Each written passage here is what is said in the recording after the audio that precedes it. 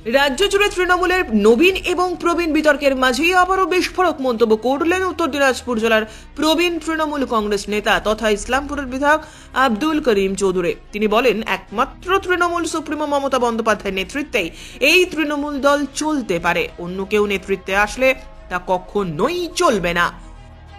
তিনি তৃণমূল নেতা কুণাল ঘোষ সম্বন্ধে মন্তব্য করতে গিয়ে বলেন, তিনি যেভাবে দলের মধ্যে বিরোধ সৃষ্টি করেছেন তা খুবই দুঃখজনক ঘটনা।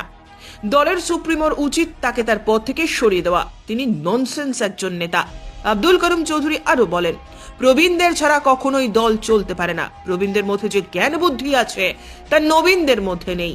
নবীনদের হাতে দলের রাশ চলে যাওয়া মানে তিনি মনে করেন বানরের হাতে নারকেল তুলে দেওয়ার সামিল।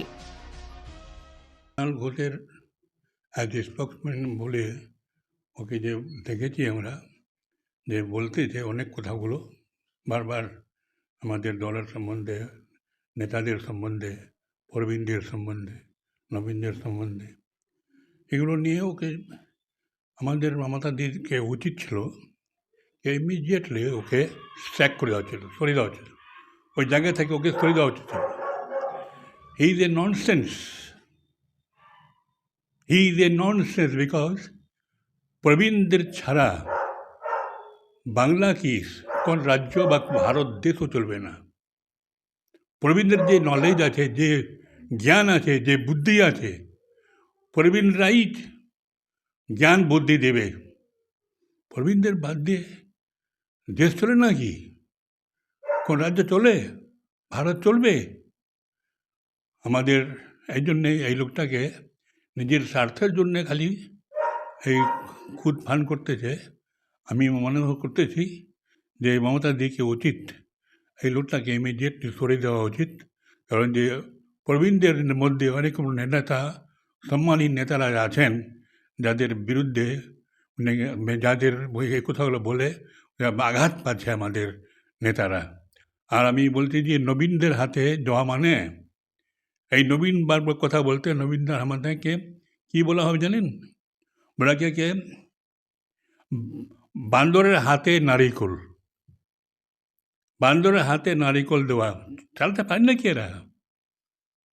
এরা চালাতে পারবে না। দেশের জন্যে অনেক স্যাক্রিফাইস দরকার। আমাদের মমতা নেত্রী, উনি যে যা স্যাক্রিফাইস করেছেন, নিজের সমস্ত চাহিদা, সমস্ত লাস্ট পশ্চিমবাংলার জন্যে, বামফ্রন্টকে সরানোর জন্যে যেভাবে উনি লড়াই করেছেন, সংগ্রাম করে উনি যে এসেছেন, কত বড় কমসে কম 20 বছর 25 বছর ধরে সংগ্রাম করেছেন উনি।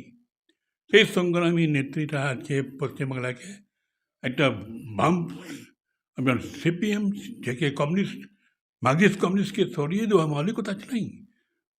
ব্রিটিশের বা এখানকার বিল ক্লিন্টন, আমেরিকার ওরা স্ত্রী ক্লিন্টন এসে বলছিল যে madam you are have done a miracle. যে সিপিএমকে আপনি কমিউনিস্টদের আপনি উৎখাত করে দিয়েছেন, সরকারকে উৎখাত করে দিয়েছেন। তো মমতা ব্যানার্জি চাচ্ছিলেন, মমতা ব্যানার্জি কত সংগ্রাম করে নিয়েছে। মমতা ব্যানার্জি আমি চাই, সেদিন ভাষণে বললাম আমি এখানে মমতা ব্যানার্জি সম্বন্ধে, যে মমতা ব্যানার্জিকে আরও 15 বছর 20 বছর থাকতে হবে পশ্চিমবাংলার জন্যে। অন্য কোনো দলের মধ্যে এরকম উপযুক্ত যোগ্য ব্যক্তি নেই যে পশ্চিমবাংলার হাল ধরবে।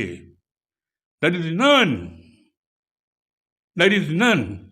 না কোন দলের আছে, না এখন বিজেপি উঠতেছে। ওই যে আমি বলবো পরিষ্কারই, শুভেন্দু অধিকারী যে অত লাফাচ্ছে, কী যে তো মস্তান গুন্ডা একটা। পশ্চিমবাংলার হালও ধরবে, খুব দুঃখ হবে যদি সেদিন কী হবে জানি না। তাহলে কি আপনি আমি শুভেন্দু বক্তব্যকে সমর্থন করছেন না? আমি কুণাল ঘোষের ক্যারেক্টার বলছি কি ননসেন্স। ওর যে কোথাও বলছে যে প্রবীণদের সরে যাওয়া জমি যাওয়া, প্রবীণরা থাকবে, আমাদের রাখতে হবে আমাদের দলকেই।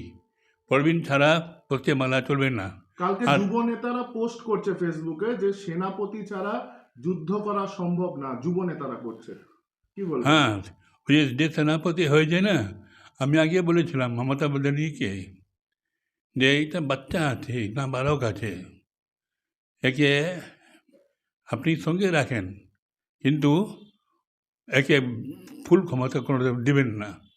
যে বাচ্চা আছে, নাদান আছে, নাদান বাচ্চা, নাবালক, ওকে বলেছি, ওকে সেনাপতি মমতাজি করে দিয়েছে, শুধু আস্তে আস্তে ট্রেনিং পাবে বলে উঠবে।